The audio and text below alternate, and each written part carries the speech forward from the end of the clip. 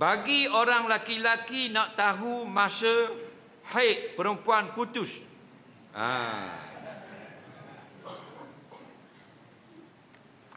Jadi dia kata kalau kita nak tahu bini kita putus haid, berhenti dah haid, nak buat ke mana? Jawabnya begini, cara mengetahuinya dipesan oleh sahabiah perempuan, ada hadis Ummu Aisyah, ada hadis Ummu Salamah. Cara berhenti, nak tengok berhentinya ialah zaman dalam hadis dia sebut ambil perca kain. Perca ni cebisan kain. Ambil cebisan kain buat gini. Macam dah mu tanya aku jawab. Nak tahu darah berhenti. Okey? Ni duduk cakung. Orang puang tadi duduk cakung, nak tahu berhenti ke tak lagi darah haid. Okey? Duduk cakung macam nak berok. Buang kain ya. Dalam bilik air, jangan awak atas tangga. Faham tak? Tengok dia tok meneh balik awak.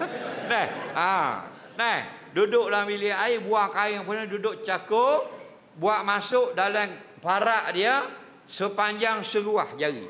Ni seruah jari. Faham? Ni panjang ni. Lebih kurang, jangan ukur dak jauh ukur.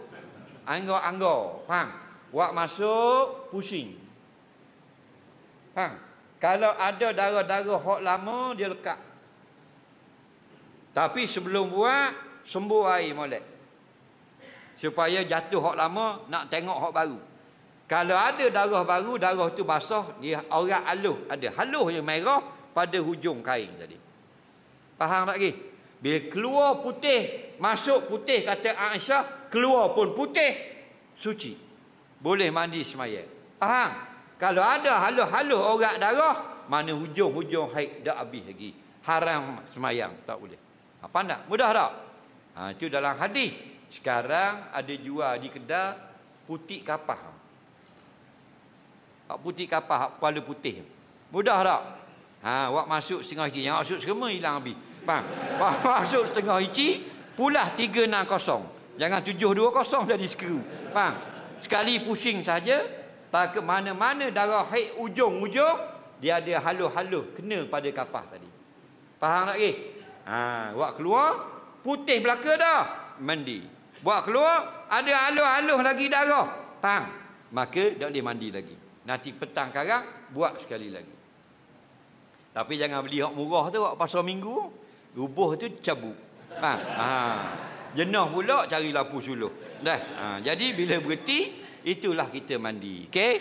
Jadi hak mana hak bini tak reti lagi, balik ajar. Betul tak? Hak ni wajib ajar bila?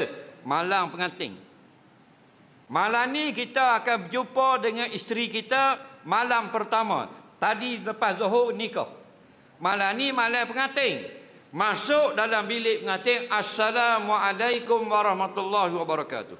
Dia jawab salam, suruh dia mengucap 2 kalimah syahadah. Mengucap 2 kalimah syahadah. Nah, dia pun Allahu akbar kabira walhamdulillah katsira. Mujek atas tekok dia.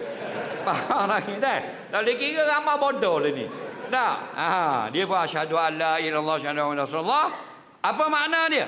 Aku bersaksi tiada Tuhan melainkan Allah. Aku bersaksi Nabi Muhammad utusan Allah.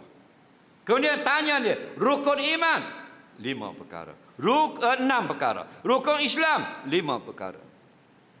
Rukun semayang 13 perkara. Rukun syahadah sudah.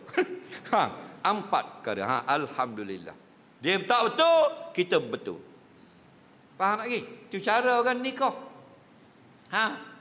Kemudian tanya sebulan berapa hari haid? Tanya dia. Dia kata sebulan 15 hari. Allahu akbar. Rugi nak. Ada. Rugi aku nikah dengan modal. Ada. Ada. Pasal perempuan ni paling lama haid 15 hari jangan main. Mu suka-suka lah boleh bini hak 15 balik awam lagi. Dah lah bayar mahal-mahal. Separuh bulan je boleh pakai. Dah. Tanya dia.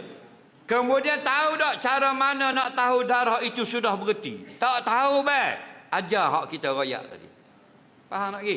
Kemudian barulah ambil tapak tangan, letak atas ubun-ubun dia, ya Allah, berilah kebaikan perempuan ini kepada diriku dan jauhilah keburukannya daripada diriku. Himpunkan kami dalam kebaikan sampai kepada akhirat. Faham? Itu caranya. Membuat dah gitu dulu. Jangan pelawak dalam sejik ni.